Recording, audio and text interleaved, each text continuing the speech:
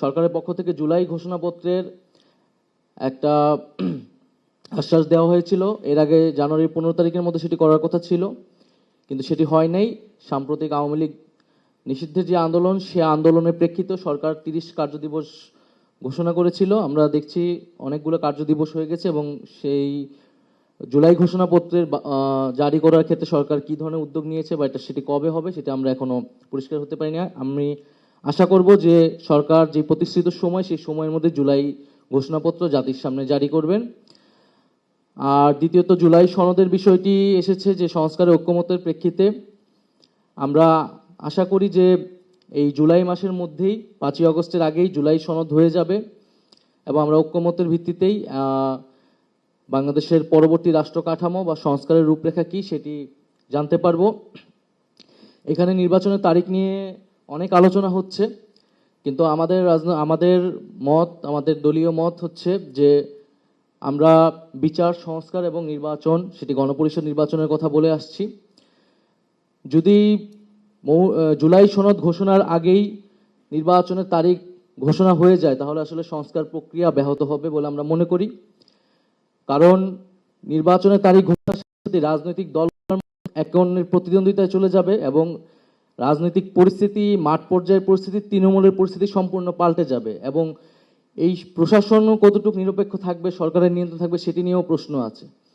ফলে এই ফ্যাসিবাদ বিরোধী রাজনৈতিক দলগুলা নির্যাতিত হয়েছে, নিপীড়িত হয়েছে, জনগণ ভোটাধিকারের জন্য লড়াই করেছে।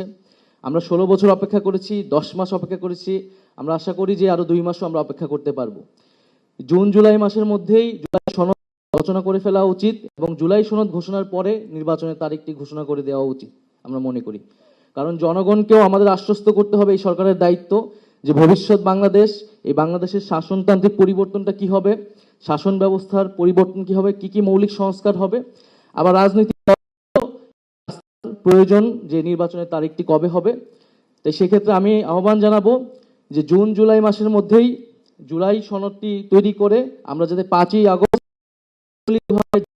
ভাবে এই জুলাই গণ অভ্যুত্থান আমরা উদযাপন করতে পারি, এবং সেই উদযাপনের মধ্যে দিয়ে নির্বাচনের তারিখটি ঘোষণা করে দেওয়া যেতে পারে।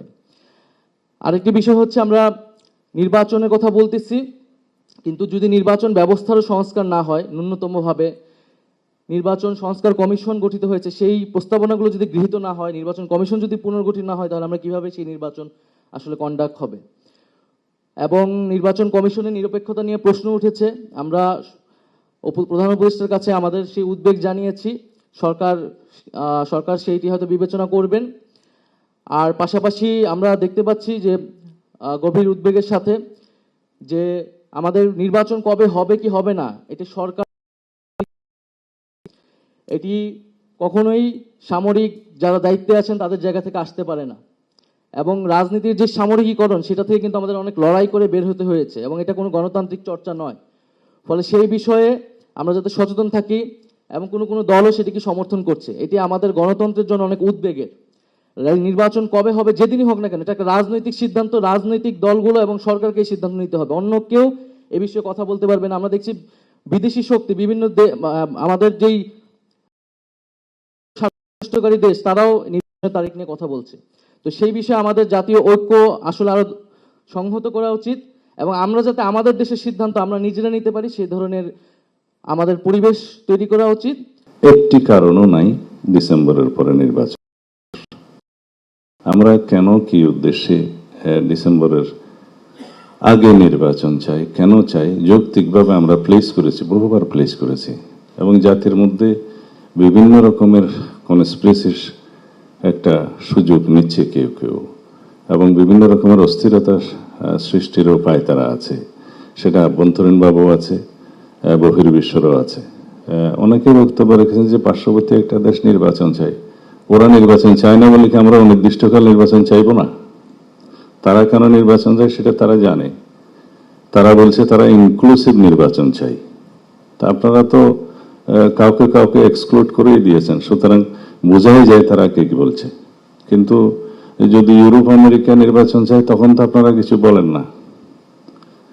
এবং দেশের অভ্যন্তরে এবং বাইরে বহু বিবৃতি আছে নির্বাচনে চাওয়ার ব্যাপারে। তো সেই জন্য আমরা আমাদের দলের পক্ষ থেকে, আমাদের সমমনা রাজনৈতিক দলের পক্ষ থেকে, আমাদের সাথে যারা আন্দোলন সংগ্রামে ফ্যাসিবাদ বিরোধী যুক্ত ছিল সেই আন্দোলনে, তাদের সবার পক্ষ থেকে আমরা বলেছি। কিন্তু দুঃখজনকভাবে মাননীয় প্রধান উপদেষ্টা যেটা বলেছেন যে একটি মাত্র দল শুধু ডিসেম্বরের ভিতরে নির্বাচন চায়, ক্ষমা করবেন, এই বক্তব্য বোধহয় আমাদেরকে আহত করেছে। মাননীয় প্রধান উপদেষ্টা, আমাদের উপরে আপনি মনক্ষুণ্ণ হবেন না। আমাদের চাইতে বেশি সাপোর্ট আপনাদেরকে আর কেউ দিয়েছে বলে আমি জানি না। আমাদেরকে প্রতিপক্ষ ভাববেন না। পুরো উপদেষ্টা মণ্ডলীর কর্মকাণ্ডে কোনো কোনো সময় আমাদের মনে হয়েছে যেন আমরা অপোনেন্ট বা প্রতিপক্ষ, সেটা আমাদেরকে বুঝতে দেবেন না। আপনারা দয়া করে আদালতের রায় বাস্তবায়ন করে, যেখানে আইনের শাসন নাই, মানুষ যত মনে না করে যেখানে আদালতের রায় বাস্তবায়ন হচ্ছে না, সেটা এখন দৃশ্যমান হচ্ছে। আমাদেরকে বাধ্য হয়ে রাস্তায় যেতে হচ্ছে, মানুষকে বাধ্য হয়ে রাস্তায় যেতে হচ্ছে। আমরা সেটা আপনার কাছে আশা করি না। এই দেশের মানুষ এই উপদেষ্টা মণ্ডলীর কাছে নিরপেক্ষ আচরণ আশা করে, সেটা আপনাকে দেখতে হবে। আমরা যে শুধুই কমপ্লেনের বাস্কেট খুলে আপনার কাছে যাই তা নয়, সেটা আপনার হাতকে স্ট্রেংথেন করার জন্য যাই। এই জাতিকে বুঝাতে দিতে চাই যে আমরা সর্বোচ্চভাবে সহযোগিতা করছি।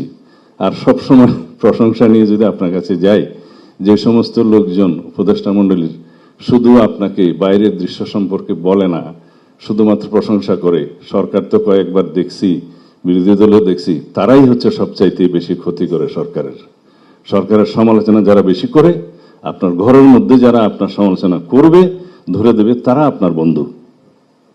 আমরা আপনার বন্ধু। আমরা হয়তো বাইরে আছি, কিন্তু সবচেয়ে বেশি আপনাকে সমর্থন করব। দয়া করে সবকিছু বিবেচনায় না করে একটা রোডম্যাপ দিবেন ডিসেম্বরের ভিতরে নির্বাচনের জন্য, সেটা আমাদের দাবি। আর যদি কোনো যুক্তি থাকে তাহলে পরে আপনি সেটা জাতির কাছে উপস্থাপন করবেন এবং সেভাবে বলবেন। এখানে সবাই সেই কথাই বলেছে, যাতে আমরা ফ্যাসিবাদ বিরোধী জাতীয় ঐক্যটাকে ধরে রেখে শক্তিতে পরিণত করে আগামী দিনেও আমরা একটা বাংলাদেশ, এমনভাবে কার্যকর বাংলাদেশ, গণতান্ত্রিক বাংলাদেশ বিনির্মাণ করতে পারি, যেখানে আমরা সবাই নিজেদের মধ্যে বিতর্ক করব, আমরা সবাই নিজেদের মধ্যে দ্বিমত হব, বহুমত হব, কিন্তু রাস্তা একটাতে এগিয়ে যাব। এটা যেন আমরা দেখতে পাই।